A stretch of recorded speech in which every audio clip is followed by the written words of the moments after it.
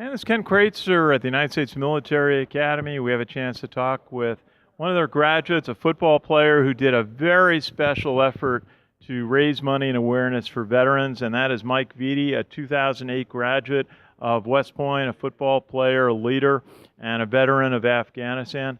And Mike, you went last year on a trip around the country walking over 4,000 miles to bring awareness and to raise money for veterans. If you could just tell us about that, why did you decide to do that? So we did Mike's Hiking for Heroes in 2014 to raise awareness for, we walked 1 kilometer for every service member who was killed in action in Iraq and Afghanistan, and wanted to really raise awareness for the Gold Star families that they leave behind. So the hike allowed us to really trek across the country that they swore an oath and allegiance to protect, while engaging their families and allowing them to realize that their sacrifice goes on, but we'll be there supporting them as much as possible. Absolutely. We saw some of your efforts. It was being captured by the national press at times, and then, of course, down at the Army-Navy game. What were some of the highlights for you? What do you feel that you achieved from the extraordinary effort that you made last year? The highlights definitely were meeting with the Gold Star families. We met with 65 Gold Star families along the route, and probably the one that stood out the most to me was meeting with one of my former teammates, Chase Prasnicki, and his family, and getting to visit his grave for the first time in Lexington, Virginia. The last time I saw Chase was here as a football player, and that really stood out. And I think what we achieved by engaging those Gold Star families is, number one, we brought to light to as many Americans who really didn't understand what a Gold Star family was. That's a term that not a lot of people are familiar with, but hopefully we raised awareness there.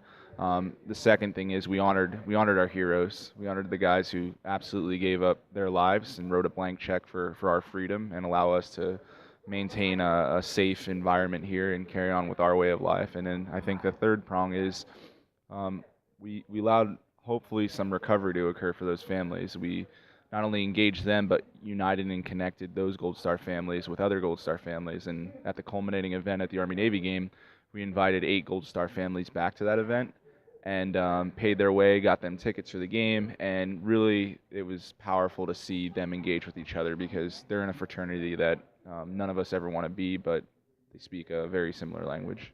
Absolutely. I wrote an article about Chase Prasnicki when he passed in service on his first mission overseas, and I'm glad to say that it went well across the internet. It was the most widely read article I've ever done.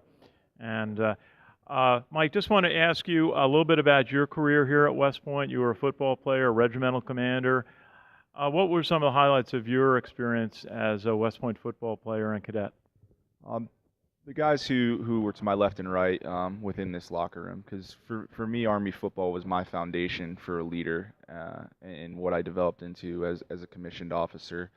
And West Point provides an unbelievable framework for young men and women to come in and really molds you into the man and woman you're going to serve our country. And having those guys be a part of it and being a key part of my development here was paramount for me. I mean, athletics is such a perfect vehicle to teach leadership lessons, and when you're competing in the game of football at the highest level in our country, I think it does so much for a young man, as we see year in and year out.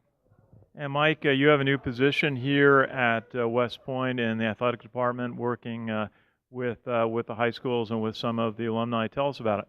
Yeah, so I just started here recently, serving as a director of high school relations and alumni relations. So we'll be able to do a lot more outreach of getting the right young men into our program, and doing some of that vetting and being a little bit more focused and precise to allow these guys not only to be successful cadet athletes, but officers into the future, and picking the right people. And then with the alumni relations is ensuring that the long gray line of the Army Brotherhood is properly involved in that process and are able to help our cadet athletes here perform on Saturdays and during their entire 47-month experience that they're going to go through. Absolutely. And tell us, if you would, about the organization that you started representing the hike that you had across the country, and how those who would like to contribute can find out more information.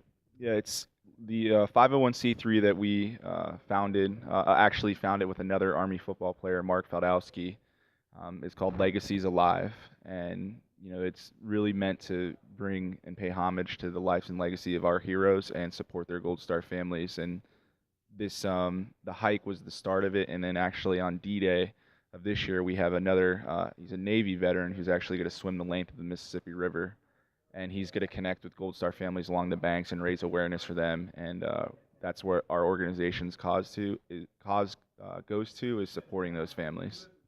Mike Viti, now staffer here at West Point Athletic Department. Really, from all of us at the American Legion, all 4 million members, 300,000 in our group, the Sons of the American Legion, thank you for your service to our country. Thank you, sir. I appreciate it. Great to see you. This is Ken Kraetzer at the United States Military Academy for Sons of the American Legion Radio.